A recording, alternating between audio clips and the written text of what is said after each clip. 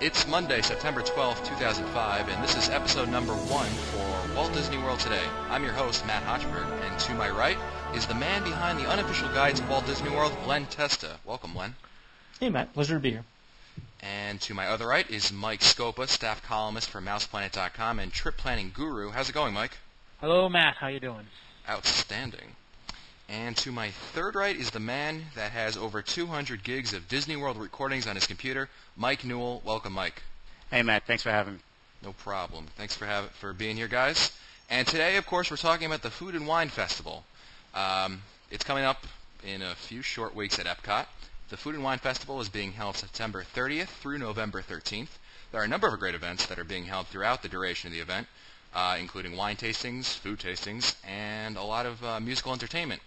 Now, Len, the meat and potatoes of Food and Wine is the exhibits that are all over the World Showcase. Which ones are not to be missed, and which ones should we run in the opposite direction of? Well, it depends on your taste in cuisine, Matt. I think some of the best ones, for me at least, were the offerings in China, which includes dan dan noodles and chicken sha sha.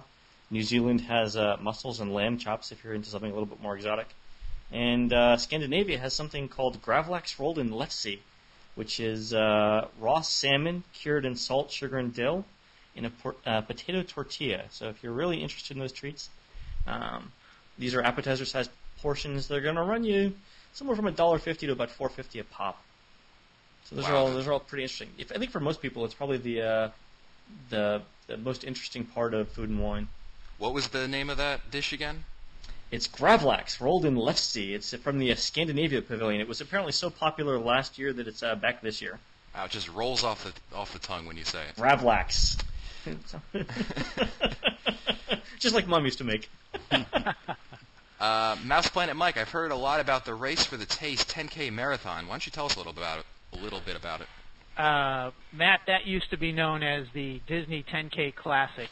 I believe that this is either the 6th or the 7th year that they are holding that race, and they are renaming it the Race for the Taste 10K, and it will be held on Sunday, October 9th.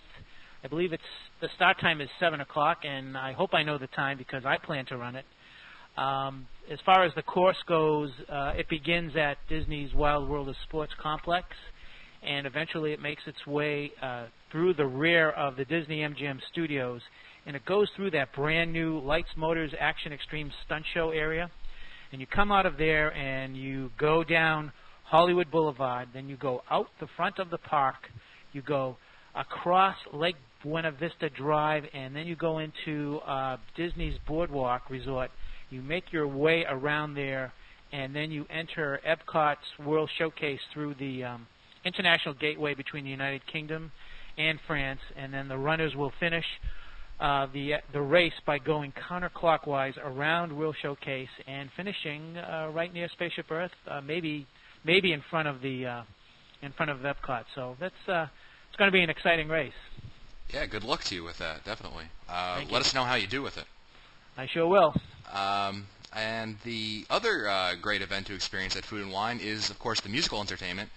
Mike Newell, tell us who is appearing this year and what we can expect to see and hear. Well, Matt, if you're like me, you love music. And Epcot's not going to have a shortage of entertainment at Food and Wine this year. It's called Eat to the Beat. And this year, the scheduled performers include Kansas from September 30th through October 2nd.